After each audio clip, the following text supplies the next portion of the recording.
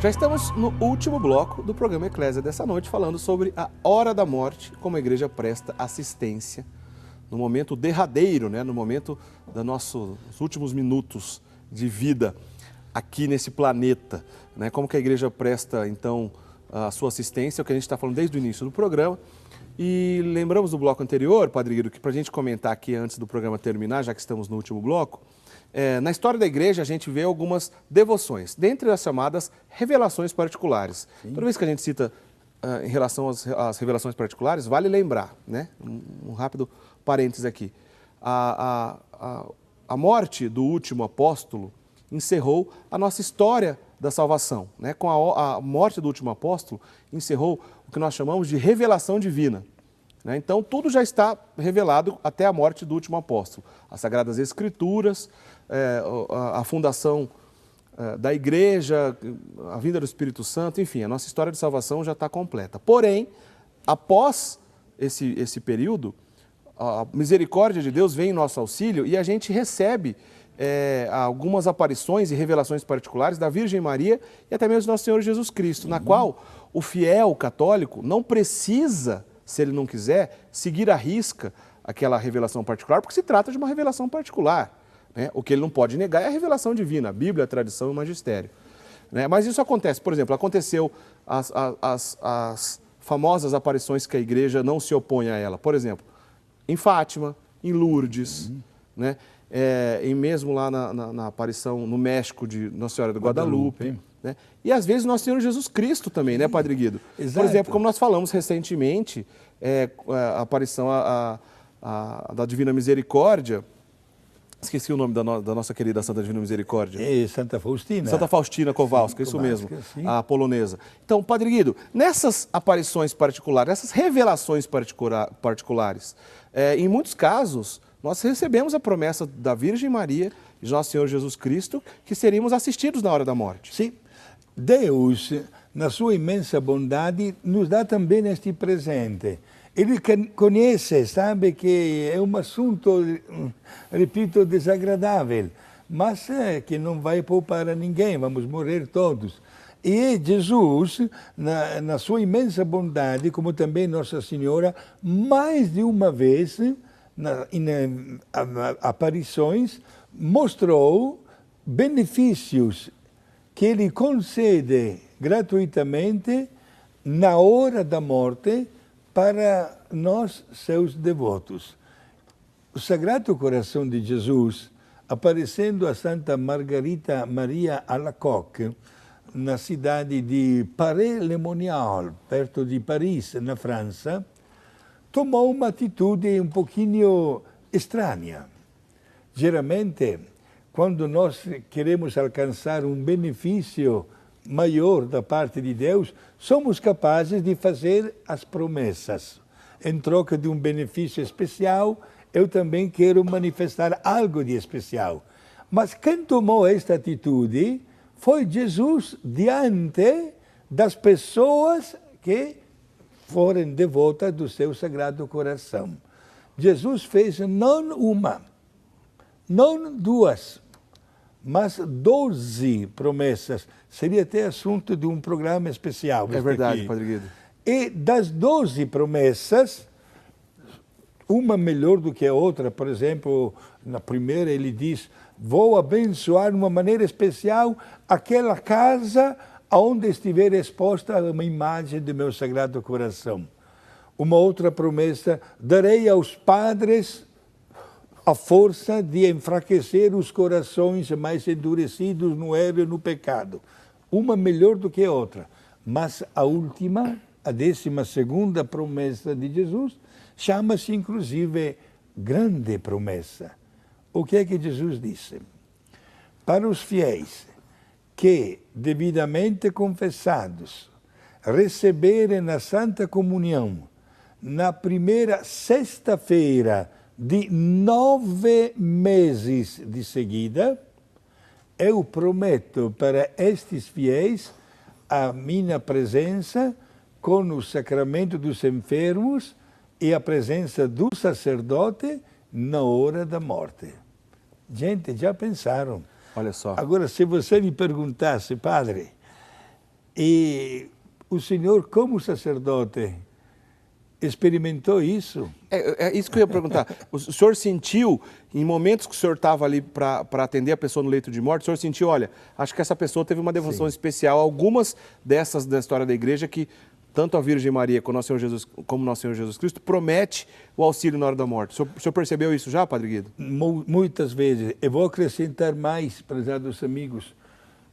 Não conto as oportunidades, mas quantas vezes, até na hora de encomendar um corpo, momentos antes da sepultura, eu digo aos familiares, antes de sepultar o corpo desta pessoa, quero comunicar que nesta noite passada, esta pessoa me mandou chamar e se confessou comigo.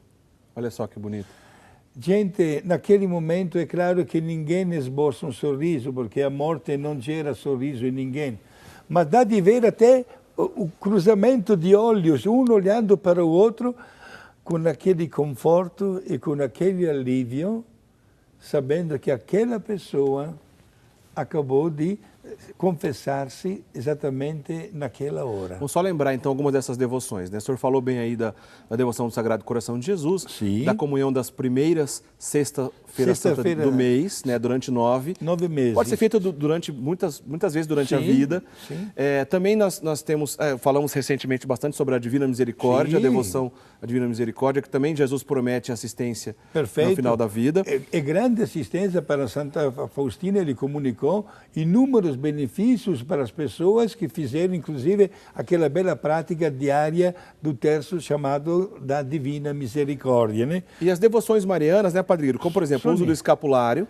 Sim, quando Nossa Senhora apareceu a San Simone Stock, entregando o escapulário, disse, olha, as pessoas que levaram o escapulário com devoção receberão inúmeros benefícios na hora da morte, e chegou a dizer um pormenor, e se forem para o purgatório, eu vou tirá-los de lá no sábado seguinte. Olha só.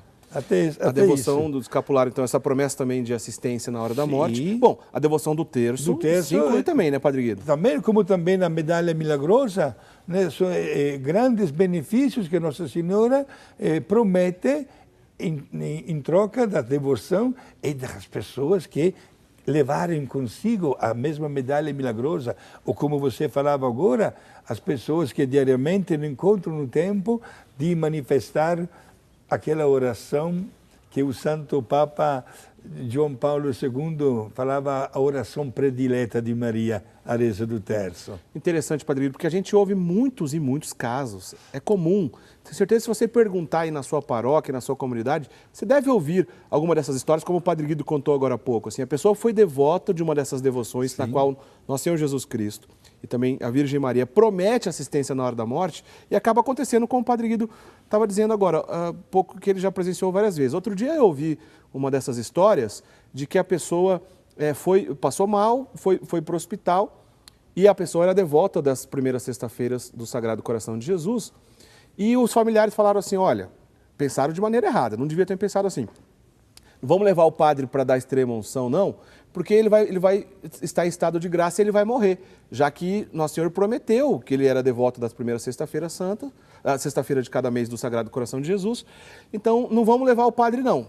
Errado, o padre deve ser levado, não devia ter pensado assim. Só que a pessoa acabou morrendo e os familiares entraram em crise. Ué, o que aconteceu? Ele era devoto do Sagrado Coração de Jesus, fazia tudo certinho e morreu sem receber o auxílio do padre. E se revoltaram mesmo, até mesmo contra Deus e contra a fé. Só que depois, passado um tempo, eles ficaram sabendo por outro familiar que a pessoa tinha se confessado sim. Logo que passou mal, se confessou, recebeu a unção dos enfermos e ainda a comunhão, o viático. Quer dizer, morreu em estado de graça. Na hora ninguém sabia, mas depois todo mundo ficou sabendo. E foi aquela comprovação dessas promessas. Isso é comum, a gente sempre encontra essas histórias, né, Padre Guido? Exato. E também, por exemplo, é bastante comum notar, na hora até da morte, se coloque um terço nas mãos da pessoa morta. Vai ser sepultado com o terço nas mãos. Exatamente para dizer que... Um sinal, né, Padre? É um sinal, porque Nossa Senhora promete a sua assistência também naquela hora, para as pessoas que rezarem no terço. Padre, do nosso tempo já está correndo aqui, mas duas coisas que eu não posso esquecer de dizer. Sim. Eu disse agora há pouco que só no caso dos sacramentos é o sacerdote que pode ministrar, e no caso do batismo a gente já explicou a exceção.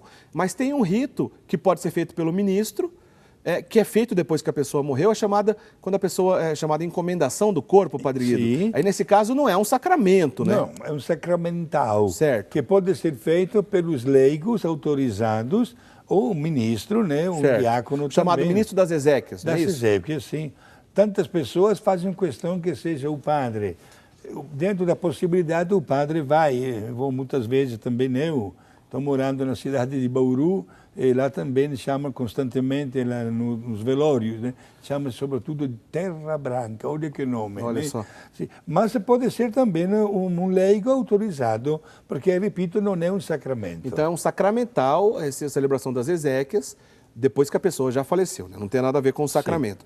Agora, Padre Guido, explica pra gente aquela aplicação que o sacerdote pode fazer em relação às indulgências na hora da morte da pessoa. Sim.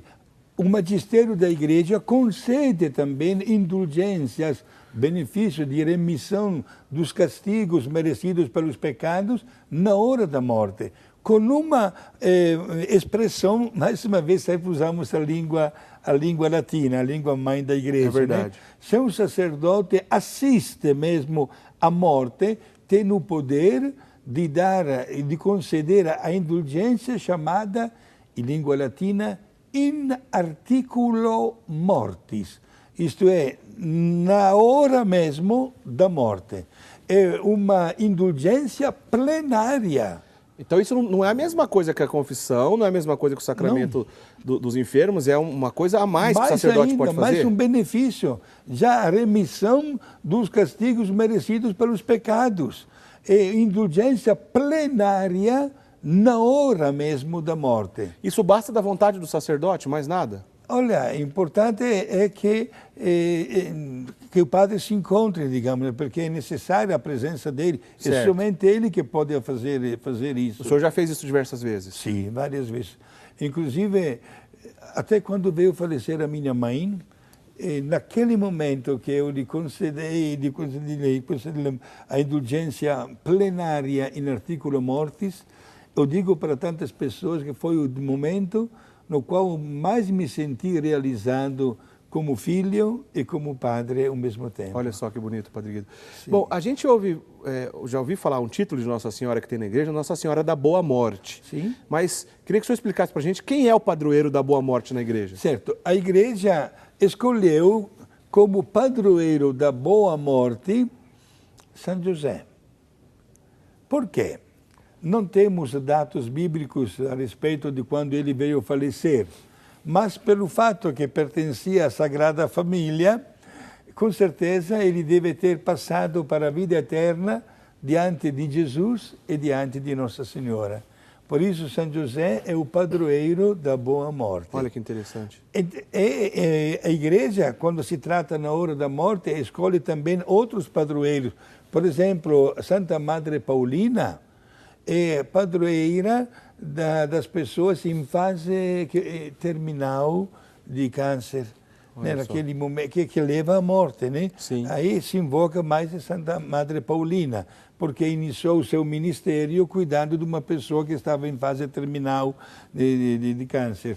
E o padroeiro da Boa Morte é São José. Meus irmãos, todos os dias, como também quando nós vamos deitar à noite, e como bons cristãos fazemos sempre uma bela oração, pensamos, invoquemos também São José, que esteja sempre ao nosso lado, né? Porque não devemos ficar com medo, devemos estar sempre preparados, sempre bem dispostos a enfrentar também esta passagem, mas quando estamos com a graça de Deus dentro de nós, não ficaremos tristes. Aliás, esse detalhe da morte é uma coisa tão importante na igreja, porque geralmente quando um santo é canonizado, é lembrado o dia litúrgico dele de acordo com a sua morte, né? Porque quando ele morre, a igreja faz um esforço para que a data litúrgica para lembrar aquele santo seja o mesmo dia que ele morreu, porque afinal de contas, o dia que ele morreu é o início da vida eterna, da vida nova que esse santo já está vivendo no céu, né, Padre Guido? Olha, Padre Guido, esse assunto é bem legal, a gente poderia falar sobre outros detalhes ainda, que em outra oportunidade a gente volta, mas agora nosso tempo está acabando, só dá tempo. O senhor nos dá a bênção, por favor. Mas, gente, não tenhamos medo. Estejamos sempre com a paz de Deus no coração. Ele nos dá a força, o sorriso também naquela hora difícil, porque estaremos alcançando o verdadeiro ideal, que é a nossa santidade, a vida eterna com Jesus e com Nossa Senhora. Termino querendo dar a bênção e agradecendo o povo da cidade de Criciúma, especialmente do bairro Sangão, que na Semana Santa, que passou algumas semanas, eu fiquei lá dando o meu ministério sacerdotal pela acolhida, me encontrei muito bem, que Deus possa dar muita bênção para vocês, cidadãos da cidade de Criciúma e do bairro Sangão. Para todos, o meu abraço fraterno e a bênção de Deus Pai, Filho e Espírito Santo.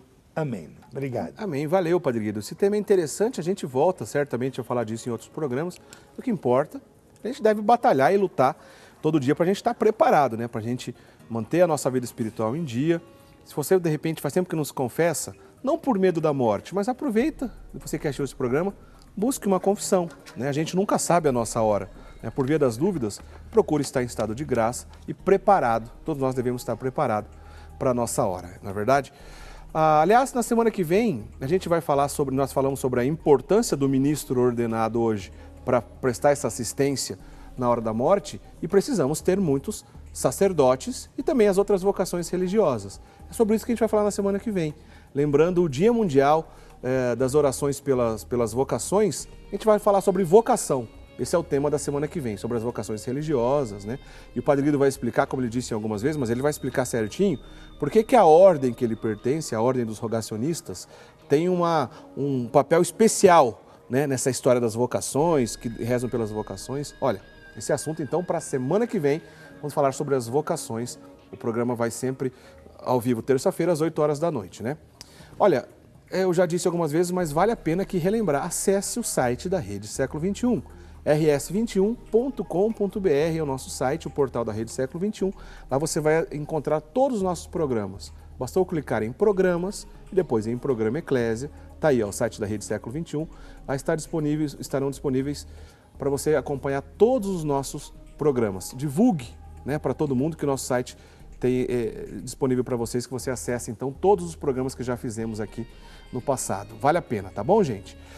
A gente se encontra na semana que vem, falando sobre vocação, como eu disse. Espero que vocês tenham uma ótima semana. Até lá, a gente se vê. Tchau, tchau.